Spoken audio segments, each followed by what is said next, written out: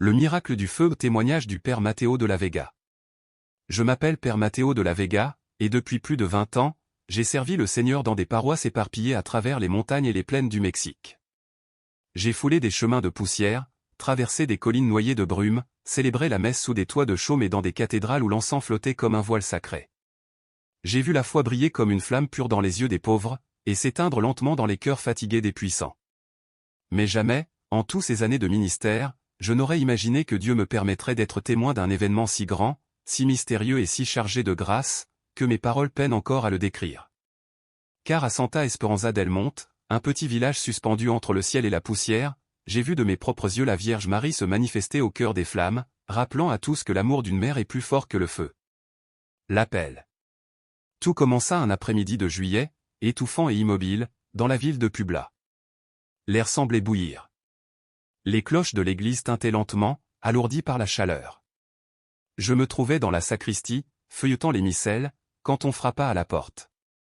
Un jeune messager, couvert de poussière, me remit une lettre portant le sceau de l'évêché. En la lisant, un frisson me parcourut tout entier. L'évêque me demandait de me rendre dans un village oublié au cœur de la Sierra Mixteca, un temple ancien dédié à Notre-Dame du Rosaire y avait été détruit par un incendie. Le peuple, disait-il, avait perdu la foi. On cherchait un prêtre pour rallumer cette flamme éteinte. Cette nuit-là, je ne pus dormir. Le mot « feu » résonnait dans mon esprit comme une menace et un appel à la foi. Je me mis à genoux devant la petite image de la Vierge de Guadalupe que je garde toujours avec moi, et je priai. Mère Sainte, si telle est ta volonté, guide mes pas.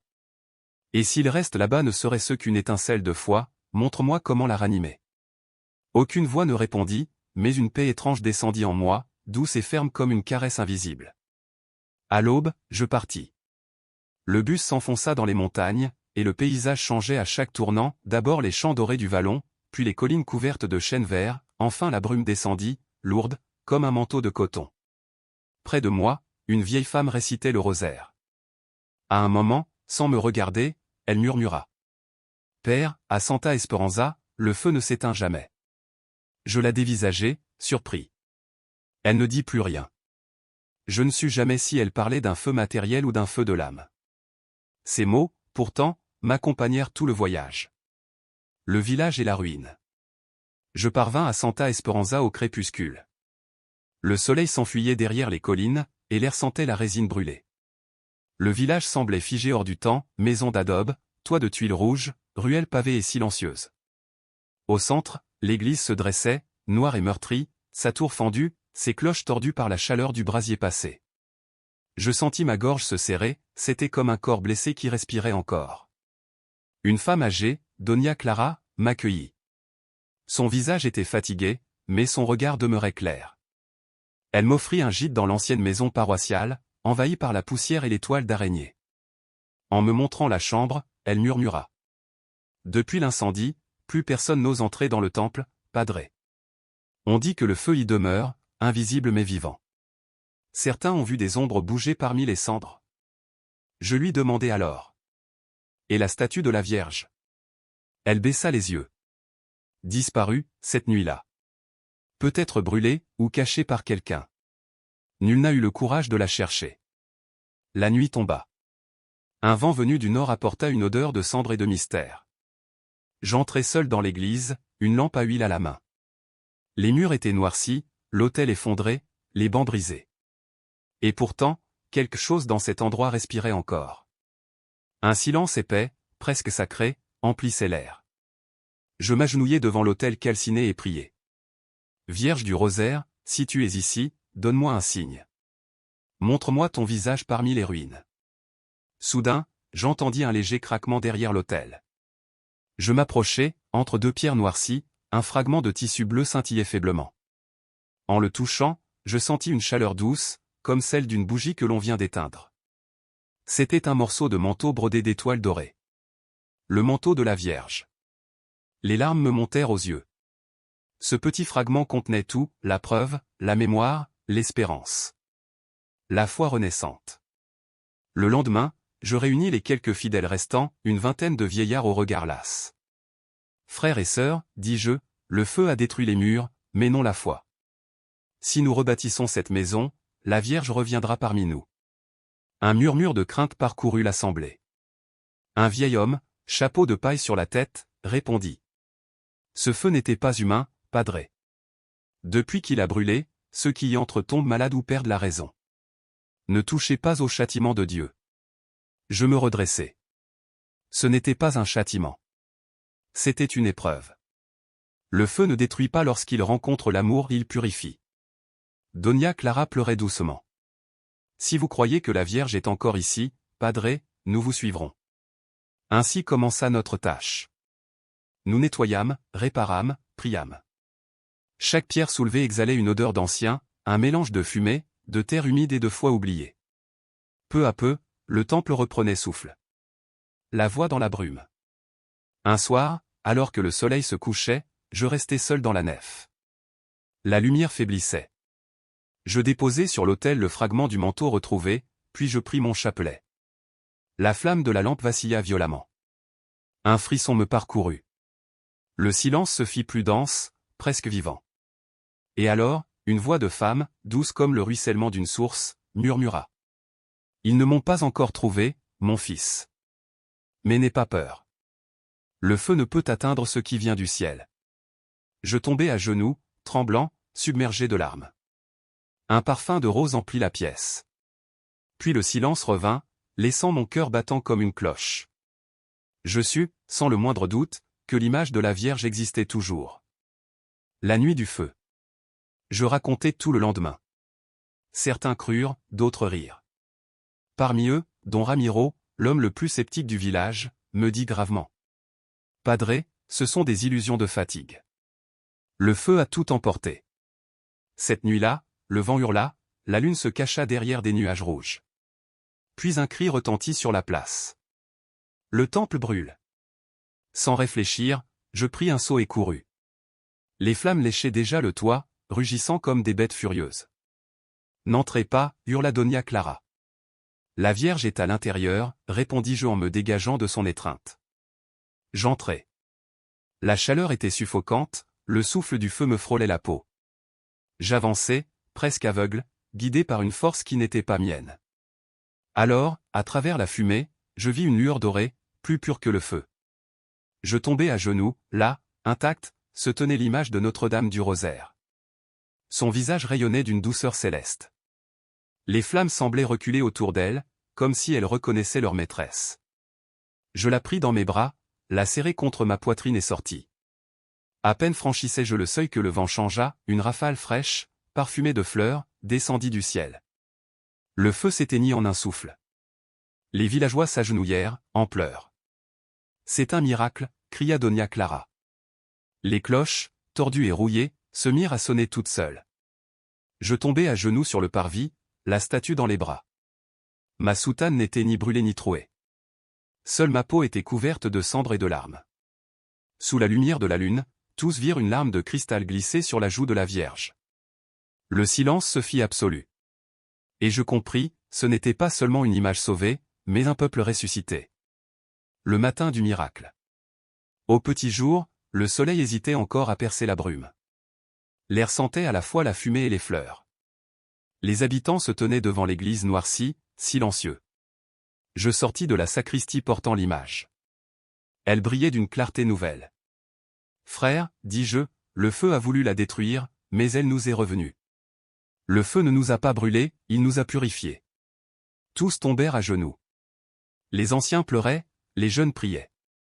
Don Ramiro s'approcha lentement. Père, dit-il d'une voix tremblante, je vous ai vu entrer dans les flammes et ressortir vivant. Ce n'est pas œuvre d'homme. Non, répondis-je.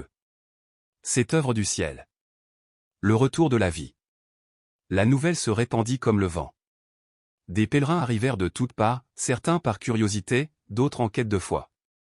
Les femmes nettoyaient, les hommes redressaient les poutres, les enfants couraient en riant parmi les pierres. Peu à peu, Santa Esperanza reprenait vie, baignée d'une ferveur que rien ne pouvait expliquer. Un après-midi, alors que je plaçais des fleurs au pied de l'autel, une jeune fille s'approcha. Elle s'appelait Elena, et ses yeux verts brillaient d'émotion. Padre, dit-elle, depuis l'incendie, ma mère ne parlait plus. Elle était malade. Mais quand vous avez sorti la Vierge du feu, elle a recommencé à respirer. Je lui souris doucement. La Vierge ne guérit pas toujours les corps, ma fille. Mais elle touche toujours les âmes et parfois, l'âme entraîne le corps avec elle. Helena hocha la tête, les yeux pleins de larmes. Elle déposa une rose blanche au pied de la statue, puis s'éloigna sans un mot. Épilogue. Cette nuit-là, je restai longuement à prier devant l'image, enveloppée d'un linge blanc. Dans le silence, j'entendis de nouveau la voix douce. Le feu purifie, mon fils. Prépare maintenant leur cœur, car le vrai miracle reste à venir. Je ne compris pas encore le sens de ces mots, mais mon âme tressaillit. Dehors, le vent jouait dans les arbres, et les cloches lointaines semblaient répondre. Je sus alors que l'histoire de Santa Esperanza del Monte ne faisait que commencer et que la flamme qui brûle au cœur de la foi, une fois rallumée, ne s'éteint jamais. La rose et le feu. C'était une simple rose, pure et silencieuse. La première offrande déposée aux pieds de la Vierge après le miracle. Les jours passaient, les autres fleurs se fanaient, mais celle-là demeurait fraîche, comme si la vie elle-même refusait de l'abandonner. On disait qu'elle respirait encore. Et pourtant, tous ne partageaient pas la joie de ce prodige. Dans les collines autour du village vivaient des hommes qui rejetaient toute dévotion mariale. On les appelait les fils du fer, car ils disaient que leur foi devait être dure, sans image ni manteau, seulement parole et feu. Leur chef, Thomas Aguilar, était un homme haut et large d'épaules, au regard de pierre et à la voix capable de faire taire une place entière. Quand il apprit que l'église avait été reconstruite et que l'on murmurait à nouveau le mot miracle, il descendit au village avec une poignée de ses fidèles. Je le vis venir un soir, alors que nous finissions le rosaire. Il entra dans l'atrium sans saluer, fixa l'image de la Vierge et cracha au sol. « Tout cela n'est qu'un mensonge, dit-il avec mépris. Le feu n'obéit qu'à l'air et au bois, pas aux idoles. Vous trompez le peuple avec vos histoires. » Je m'avançai lentement, essayant de contenir ma colère. « Personne ne trompe, fils. Le peuple a vu ce qui s'est passé. Ils ont vu un tour, répondit-il. Et si ce n'en est pas un, que votre miracle se répète. » Ces paroles étaient du poison. Je priais en silence pour ne pas répondre à la haine par la haine. Mais dans ses yeux brillait quelque chose d'inquiétant, la même lueur que j'avais vue jadis dans les flammes du temple, un mélange de peur et de rage. Cette nuit-là, le sommeil me fuit. Quand enfin je m'assoupis, un rêve m'envahit. Je marchais dans l'église vide, illuminée par des centaines de cierges. Au fond, la Vierge du Rosaire me regardait avec douceur, mais derrière elle, dans les ombres, le feu renaissait. Une voix connue murmura. « Le feu reviendra, mon fils. Mais cette fois, il ne viendra pas du ciel, il viendra des hommes. N'aie pas peur. Là où brûlera la haine, j'y serai. » Je me réveillai trempé de sueur. Dehors, les chiens aboyaient sans raison. Je me mis à genoux et priai pour la sagesse et la force. À l'aube, Donia Clara frappa à ma porte, haletante. « Mon père !» cria-t-elle. Le grand grenier du village est en flammes. Je sortis en courant. Les flammes montaient haut dans le vallon. Hommes, femmes et enfants accoururent avec des seaux, des couvertures, tout ce qu'ils pouvaient. À travers la fumée, j'aperçus plusieurs fils du fer observant la scène de loin. Ils ne bougeaient pas. Ils regardaient seulement. Nous parvînmes à éteindre le brasier. Personne ne mourut, mais les récoltes furent perdues. La peur revint, le doute aussi. Certains me regardaient avec reproche. Depuis que la Vierge est revenue, le feu ne nous laisse plus en paix, disaient-ils. Je leur répondis doucement. Ce n'est pas la Vierge qui attire le feu, mais notre manque de pardon. Cette nuit-là, je convoquai tout le village sur la place. L'air était froid, le ciel constellé d'étoiles. La statue de la Vierge, posée devant le temple, semblait briller d'une lumière propre. Je montai sur une pierre et parlai du cœur. Frères et sœurs, ne laissez pas le feu de la haine détruire ce que l'amour a reconstruit. Le miracle n'a pas été l'extinction des flammes, mais la renaissance de notre foi. Si nous nous laissons vaincre par le ressentiment, nous retomberons dans l'obscurité. Un silence épais suivit. Quelques-uns pleuraient, d'autres hochaient la tête. Mais dans la foule, je vis la silhouette de Thomas Aguilar. Il me fixait, un sourire froid aux lèvres. Cette expression me glaça. Je compris que le vrai incendie n'avait pas encore commencé. La nuit qui suivit fut interminable. Le silence du village n'était pas la paix, mais l'attente avant la tempête. L'air sentait le bois brûlé et la peur récente. Je dormis à peine, entendant des pas lointains, des murmures venus de la montagne. Avant l'aube, j'allumai une bougie devant la Vierge du Rosaire. « Mère, murmurai-je, si le feu doit revenir, ne laisse pas tes enfants brûler. » Quand les premiers rayons du soleil dorèrent les toits, les coqs chantèrent.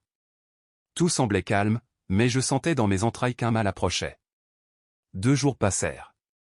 Le village essayait de reprendre vie, les enfants jouaient, les femmes cuisinaient, les hommes réparaient les toits. Mais dans chaque regard flottait la même question muette, le feu reviendra-t-il? Un après-midi, la rumeur se propagea comme une rafale. Les fils du fer se rassemblaient près du fleuve, armés de torchers et de bidons d'huile. Personne n'osait les affronter. Au coucher du soleil, un nuage noir monta derrière les collines. Avec lui, la peur. Je me trouvais à l'église avec Donia Clara et quelques fidèles, terminant le rosaire, quand une explosion fit trembler les murs. Un cri perça la nuit. Nous sortîmes en courant. Le nouveau grenier, rebâti après le dernier incendie, flambait à nouveau. Ils vont tout détruire, hurla Helena, les yeux baignés de larmes. Je saisis la croix de l'autel et me rendis sur la place. Les flammes illuminaient les visages, peignant la foule en rouge et noir. Au loin, j'aperçus Thomas Aguilar et ses hommes. Sa voix résonna. Voilà ce qui arrive quand on adore du bois et de la peinture. Le feu purifie le mensonge. Il s'avança, brandissant une torche. Si ta Vierge peut dompter le feu, qu'elle se défende. Avant que je ne puisse l'arrêter, il lança la torche dans l'église. Le bois s'embrasa aussitôt. La chaleur fut insoutenable, le rugissement des flammes étouffant les cris. Sans réfléchir, je courus à l'intérieur. « Mon père !» cria Donia Clara. « Vous allez mourir. » Mais je ne pouvais pas laisser l'image brûler une seconde fois. Le feu dévorait tout, les bancs, les fleurs, les tentures.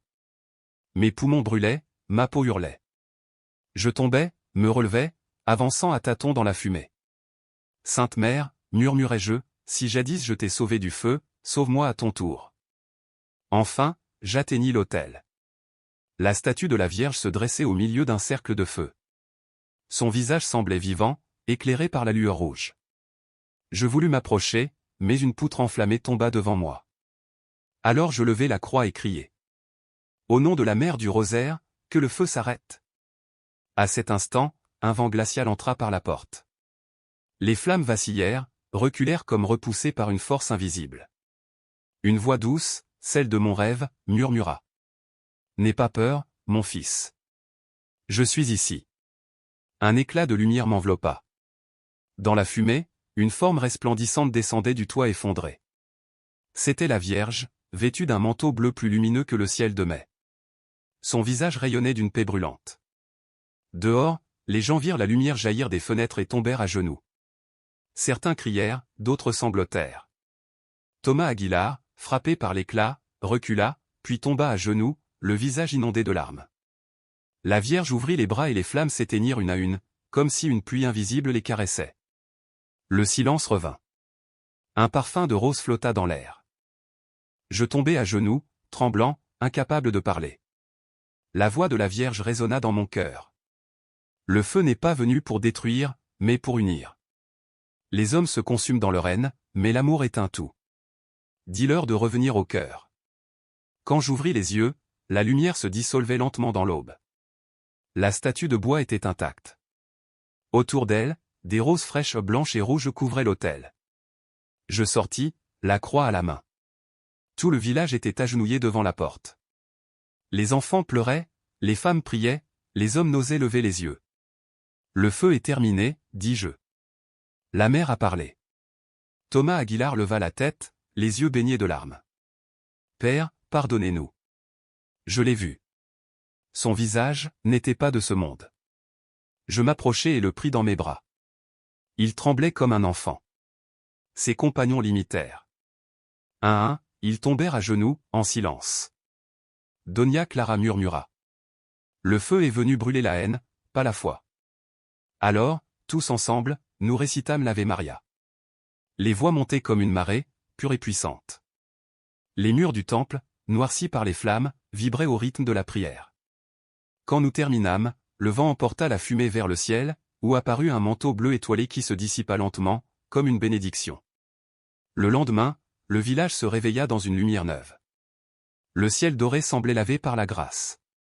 L'air sentait la terre mouillée et les fleurs. Des colombes blanches s'étaient posées sur les cloches tordues de l'église, comme des gardiennes du miracle. Je pénétrai dans le temple, incrédule. Les murs, noircis par le feu, brillaient d'un éclat doux, presque doré. Devant l'autel, la Vierge du rosaire demeurait intacte, son manteau vivant, son visage lumineux. Donia Clara entra, un seau d'eau à la main. Elle s'arrêta net, laissa tomber le seau et porta les mains à sa poitrine. « Père, regardez. » Elle sourit.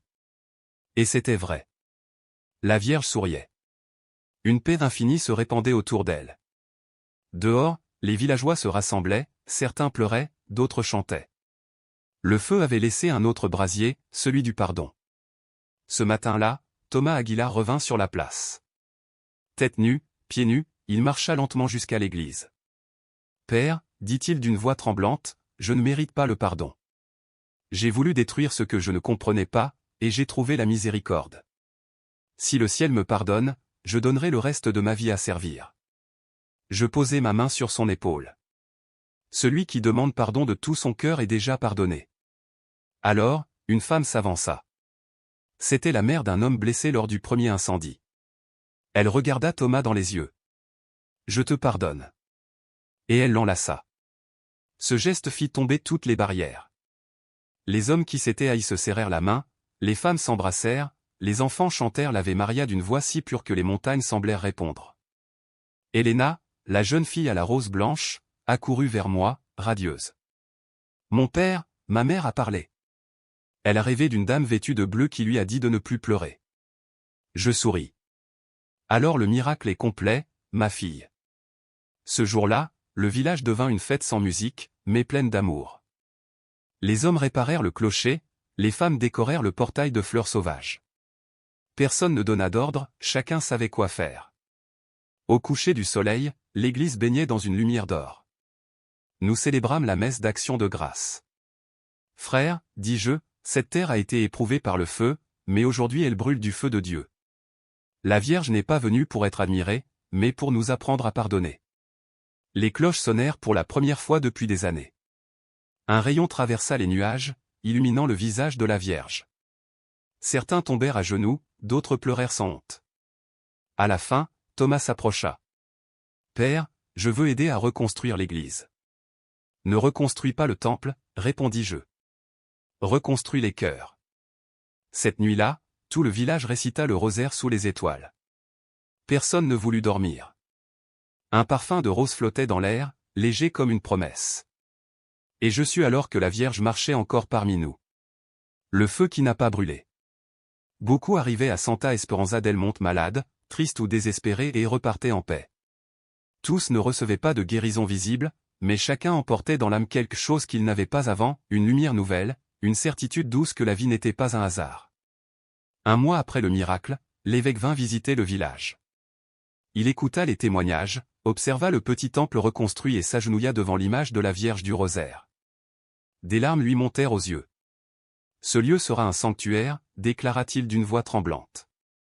Ici, le feu du ciel a touché la terre, et la mère du Rosaire a montré sa puissance. » Les cloches se mirent à sonner de nouveau, et tout le village s'agenouilla. En cet instant, je sus que ma mission était accomplie. Les années ont passé. Pourtant, à chaque aube, lorsque le soleil caresse les montagnes et que les roses s'ouvrent devant l'autel, l'air semble murmurer un écho de ce jour-là, le souffle du feu qui ne brûle pas, la voix tendre d'une mère disant « L'amour est un tout. » Et moi, humble témoin de ce miracle, je ferme les yeux, respire profondément et répète en silence. Merci, Mère. Merci de nous avoir appris que le vrai feu ne détruit pas, il éclaire. Les mois qui suivirent transformèrent entièrement Santa Esperanza del Monte. Le village, autrefois marqué par le silence et la peur, se remplit de chants, de rires et de prières. Là où s'élevaient des ruines noircies, surgirent des jardins pleins de fleurs. Les murs autrefois couverts de suie furent repeints de couleurs vives, à chaque porte pendait une petite croix tressée de palmes, ou une image de la Vierge. C'était comme si une foi longtemps endormie s'était soudain éveillée, couvrant tout d'une lumière nouvelle. Les pèlerins commencèrent à affluer des villages voisins, à pied, à cheval, sur des charrettes ornées de fleurs, porteurs de cierges, de promesses et d'espoir. Certains disaient que le feu s'était agenouillé devant la Vierge, d'autres que le prêtre était sorti indemne des flammes. Peu importait la version, tous venaient chercher l'espérance, et tous repartaient changés. Je me souviens de la première grande pèlerinage, en décembre, le mois de la Vierge. Dès l'aube, les chemins qui menaient au sanctuaire vibraient de cantiques. Les montagnes répondaient par des échos doux, comme si le vent lui-même reprenait les prières. Quand les pèlerins entrèrent sur la place, le bruit de leurs pas sur la pierre ressemblait au murmure d'une rivière de foi. Je pleurais, non de tristesse, mais d'émerveillement. Cette place, jadis témoin de la haine et du feu, était devenue un autel vivant. L'évêque tint sa promesse, il déclara le temple sanctuaire diocésain de Notre-Dame du Rosaire. Les cloches furent restaurées, chaque fois qu'elles sonnaient, leur carillon se répandait dans la vallée comme une invitation à la paix. Sur l'autel, on plaça l'image miraculeuse, protégée par un simple verre, entourée de cierges et de roses fraîches. Aucune richesse, aucun or, seulement l'humilité d'un peuple reconnaissant. Thomas Aguilar, l'homme qui avait allumé le feu, devint le premier gardien du sanctuaire. Il passait ses journées à balayer le parvis, à arranger les fleurs, à aider les pèlerins à gravir les marches. Il parlait peu. Mais ses yeux disaient plus que tous les sermons du monde. Un jour, il me confia d'une voix basse. « Père, j'ai compris que le feu le plus destructeur n'est pas celui des flammes, mais celui du ressentiment. » Je lui répondis avec un sourire. « Et tu l'as éteint, Thomas, non avec de l'eau, mais avec tes larmes. » L'homme jadis redouté devint symbole de conversion. Beaucoup, en l'écoutant prier, trouvaient la force de changer leur vie. Sa voix tremblait non de peur, mais de gratitude. Helena, elle aussi, venait chaque jour au temple. Sa mère, guérie, aidait à allumer les cierges et à préparer les fleurs. Un matin, la jeune femme me dit : « Père, j'ai senti dans mon cœur que je dois consacrer ma vie à la Vierge. Je veux garder ce lieu pour toujours. » Je posai ma main sur son épaule. « Alors, ma fille, ta vocation est née. La Vierge t'a appelé au cœur du feu, et maintenant elle te demande d'entretenir sa flamme. » C'est ainsi que naquit la communauté des Sœurs du Rosaire, des femmes simples, joyeuses, qui vivaient dans la prière et le service, un chapelet toujours entre les doigts. Avec le temps, le miracle de Santa Esperanza franchit les montagnes. Des chroniqueurs et des voyageurs vinrent écouter les récits. Certains voulaient écrire des livres, d'autres, mus par la curiosité, se retrouvaient bouleversés par une paix qu'ils ne savaient nommer. Beaucoup affirmaient qu'en entrant dans l'église, ils ressentaient une présence invisible, un souffle qui les enveloppait comme une étreinte. Un jour, un vieil homme s'agenouilla au confessionnal et me dit, la voix tremblante : « Père, j'ai perdu mon fils dans un incendie. Depuis, je ne peux plus regarder le feu sans trembler. Mais aujourd'hui, en voyant l'image de la Vierge, j'ai compris que le feu ne détruit pas toujours, parfois, il purifie. » Je lui donnai l'absolution, et en le voyant partir, je compris que le miracle continuait à brûler dans les cœurs.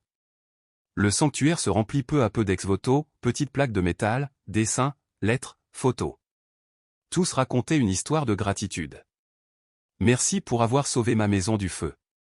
Merci pour la guérison de mon fils. Merci de m'avoir appris à pardonner. Aucun ne parlait de flamme, tous parlaient de lumière. Chaque 16 juillet, jour de la Vierge du Rosaire, la place se transforme. Des milliers de pèlerins arrivent avec des guitares, des fleurs, des cierges. Et quand tombe la nuit, le village s'illumine d'une mer de petites flammes qui n'embrassent pas, elles éclairent. Vue du sommet, la vallée ressemble à un océan doré qui respire au rythme des prières. Une fois, assis sur le parvis, j'observais la foule. Un petit garçon d'un accent grave peine 7 ans s'approcha avec une bougie et demanda : « Père, est-ce vrai que le feu ne fait pas mal quand la Vierge est là ? » Je souris. Le feu de la haine brûle, mon fils. Celui de l'amour, jamais. L'enfant hocha la tête et déposa sa flamme devant l'autel. Alors, j'ai compris, cette histoire ne m'appartenait pas. Elle appartenait à tous ceux qui avaient souffert et retrouvé l'espérance. Les années ont passé. Mes cheveux sont devenus gris, mes mains tremblent quand je tiens le chapelet. Mais chaque fois que j'entre dans le sanctuaire et que je vois l'image intacte, je ressens le même frisson dans l'âme. Parfois, quand je suis seul, l'air se remplit d'un parfum de rose, et j'entends une voix douce, familière. Mon fils, là où brûle le feu de la foi, je serai toujours. Je ferme les yeux et je revois la lumière descendre du ciel, celle qui éteignit les flammes et embrasa les cœurs. Cette lumière vit encore non seulement dans l'autel, mais dans chaque regard, chaque prière, chaque pardon né ici. Santa Esperanza del Monte n'est plus le village de la peur, c'est le village de la lumière. Un sanctuaire où le feu ne détruit pas, mais purifie, où la douleur devient consolation, où la Vierge prouve que l'amour d'une mère peut arrêter même le feu. Et lorsque les cloches sonnent au crépuscule, tandis que l'écho s'égare entre les montagnes, tous les cœurs murmurent la même prière, née du miracle. Mère du rosaire, que ton manteau nous couvre, que ta lumière nous guide, que ton amour nous unisse, et que jamais plus le feu de la haine ne brûle parmi nous. Le temps, mes frères, est comme le vent, il passe et transforme tout, mais il laisse debout ce qui a été touché par la foi. Les années ont coulé depuis le jour où le feu voulut tout dévorer et où la Vierge descendit pour nous sauver. Mes cheveux sont aussi blancs que les cendres de cet incendie, et mes mains tremblent quand je lève le calice, mais mon cœur brûle encore de la même flamme née entre les ruines du temple. Santa Esperanza del Monte n'est plus un village perdu dans les montagnes, c'est un phare dans la nuit du monde. Chaque matin, les chemins se remplissent de cantiques et de pas. Les pèlerins viennent de partout, certains à genoux, d'autres portant des fleurs ou simplement leurs larmes. Et tous, en voyant la Vierge, sentent s'allumer en eux un feu nouveau, non celui du châtiment, mais celui de l'espérance. De la fenêtre du presbytère, je les regarde prier, s'embrasser, se pardonner. Certains s'arrêtent devant la pierre gravée après le miracle. Le feu voulut nous consumer, mais l'amour nous rendit la vie. Chaque fois que je lis ces mots, mon cœur se serre du même émoi. Thomas Aguilar est parti vers Dieu. Il est mort en paix, un chapelet entre les mains. Les cloches sonnèrent, non pour la tragédie, mais pour la gratitude. Sur sa tombe, sous une simple croix, on peut lire. Là où il y eut le feu, a fleuri la miséricorde. Helena, fidèle à sa promesse, est devenue la gardienne du sanctuaire. Sa voix, chaque soir, guide les pèlerins dans la prière du rosaire. Il y a dans son ton une douceur et une force qui font taire même les cœurs les plus durs. Quand le soleil se couche et que la lumière du soir traverse les vitraux, on dirait que le ciel lui-même prie avec elle. Moi, je marche plus lentement. Les marches du temple me semblent plus hautes, et le poids des ans plus lourd. Mais tant que je respirerai, je continuerai de raconter cette histoire non pour qu'on se souvienne de moi, mais pour qu'on n'oublie jamais ce qu'un peuple peut accomplir quand la foi triomphe du feu. Parfois, lorsque le sanctuaire s'endort dans le silence, je m'assois devant l'autel. L'air sent la cire et les roses. Je parle à la Vierge comme à une mère proche. Ma mère, tu sais que mes jours sont comptés. Si je retombe un jour dans le feu de la peur ou du doute, couvre-moi de ton manteau, non par mérite, mais par amour. Alors, je ferme les yeux et j'entends, comme autrefois dans les flammes, cette voix douce et ferme. Matteo, mon fils, le feu qui t'a entouré n'était pas un châtiment, mais une consécration. Tant que tu prononceras mon nom, ma lumière restera vivante ici, dans ce village, et dans le cœur de mes enfants. Quand j'ouvre les yeux, son visage semble briller doucement, comme pour confirmer ses paroles. Les pèlerins racontent que certaines nuits, lorsque le ciel est clair et que la lune effleure le clocher, une lumière bleue descend sur le sanctuaire. Certains disent que c'est un reflet, d'autres une illusion. Mais moi, je sais. C'est elle celle qui apaisa le feu, qui pleura avec nous, qui promit de rester. Et elle est restée. Elle demeure dans le regard des enfants qui prient avec innocence. Dans les mains des femmes qui allument des cierges pour leurs malades. Dans le chant des hommes fatigués du chant qui s'agenouillent pour remercier. Dans le silence des vieillards qui, les yeux clos, croient encore sentir le parfum des roses du miracle. Un été, alors que le soleil dorait les montagnes, un journaliste vint au sanctuaire. Il voulait écrire un article sur « La légende du feu ». Il me demanda. « Père, que s'est-il réellement passé ?» Il me regardait, stylo en main, attendant une réponse courte, une histoire facile à publier. Je souris. Ce n'est pas le feu qui a changé ce lieu, mon fils. C'est le pardon. Le feu n'a fait que révéler ce qu'il y avait dans nos cœurs. La Vierge n'est pas venue faire un miracle de flamme et de fumée, elle est venue nous rappeler que aimer, c'est aussi brûler. Le journaliste posa son stylo, les yeux humides. Père, je suis venu écrire une chronique, mais je repars avec une prière. Cette nuit-là, tandis que la place redevenait silencieuse, j'ai levé les yeux vers le ciel étoilé. La brise de la montagne portait le parfum des roses éternelles du sanctuaire. Et j'ai cru entendre les cloches lointaines du miracle, celles qui sonnèrent quand le feu s'inclina devant la lumière. Peut-être que lorsque mes jours s'achèveront, mon corps reposera sous ces montagnes, entre les champs où le miracle brûla. Mais mon âme, elle, restera ici, priant avec les pèlerins, répétant encore et encore. L'amour est un tout.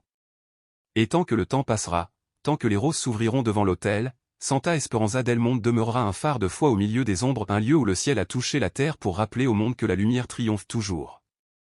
Car, au fond, ce n'est pas un homme qui s'est jeté dans le feu pour sauver une image. C'est la Vierge elle-même qui s'est jetée dans le feu pour nous sauver, nous tous.